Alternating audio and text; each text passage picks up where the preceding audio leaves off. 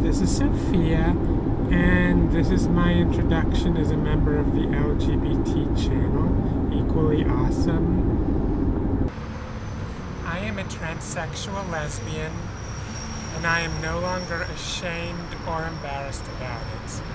Not about the transsexual part, and not about the lesbian part. I am proud of who I am, both aspects of it. I've decided to accept myself for who I am. That is, to stop trying to fight it, pray it away, repress it, condition it away, hope it'll go away, whatnot. I've decided to stop doing all these things and to just accept myself for who I am. Gender-wise, I made that decision well over a year ago as far as gender is concerned. As far as my sexual orientation is concerned, I made that decision a few months ago. Although I'm not transitioning anywhere near as young as I would have liked to be when I transitioned, for a lesbian transsexual, my age is a fairly young age for transitioning.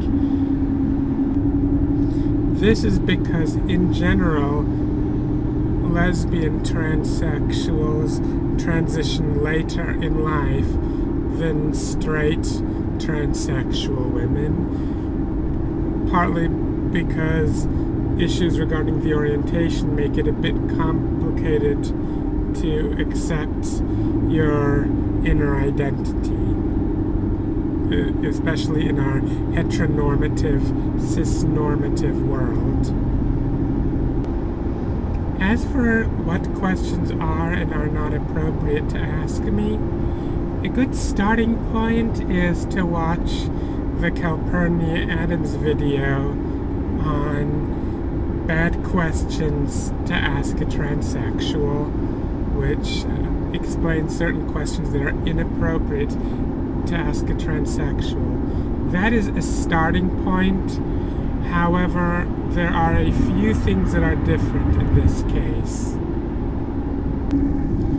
The underlying difference is that video is made to deal with situations regarding transsexual women you meet every day on the street or elsewhere, any place where everybody has business being and everyone should be treated with the same courtesy and respect, and you shouldn't.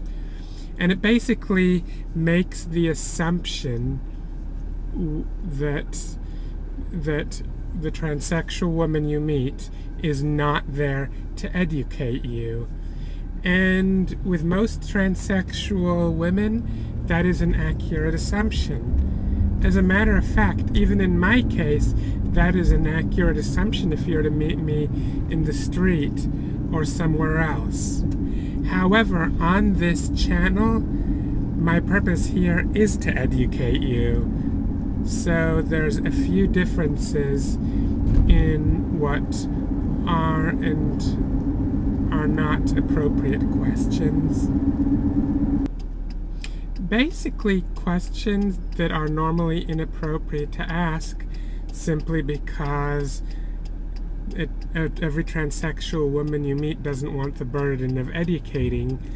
Those are the questions that it's okay for you to ask me here, because, as I said once and again, here my purpose is to educate you on this channel. No. However, the questions that are not appropriate are the other kinds of questions that she refers to as bad questions. You know, questions that have a simple condescending tone to them, for example. Also, questions that are meant to dig a little dirt on me, or questions that are framed in such a way so as to invalidate my identity. Those are the kinds of questions that are not okay. Things like that. Well, that's really all I have to say. I hope I can be a good and quality representative of my community on this channel, so that people who watch this channel can get to see myself and other transsexuals as what we really are. Ordinary people who are just born with a birth defect, and nothing more or less than that. We're not perverts, we're not freaks, we're not any of that stuff. We're just normal, decent people who just want to get on with our lives without having to constantly live a lie. We just are trying to follow the advice that Polonius gave his son Laertes. This, above all, to thine own self be true. If I could have one last meal before I die, what would I want it to be? Let me see. I'd say my mom's hummus, of course served with pita. That's because there's really two dishes that are imprinted in my brain from childhood, and that's one of them.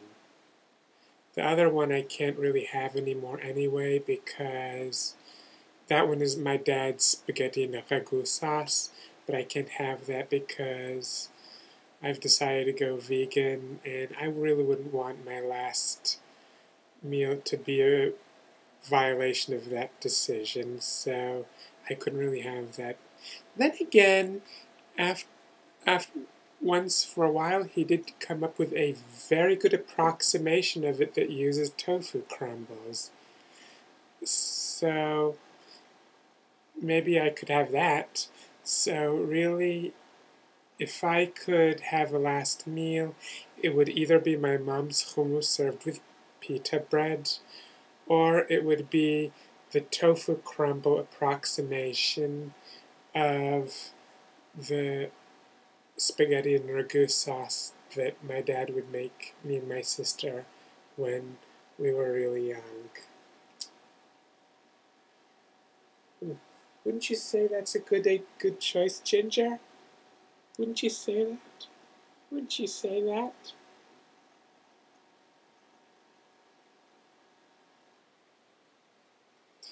Here's my question. Many times, heteronormativism can add to the gender confusion caused by transsexuality. That is, transsexuals already have a harder time figuring out their true gender, their brain sex, because it doesn't agree with the way the body is configured. But if a transsexual happens to be gay, then this causes additional gender confusion because the brain sex also doesn't agree with who heteronormativism says your brain gender should be on the basis of who you're attracted to. In short, heteronormativism can add to a pre-existing gender confusion where there already is some to begin with.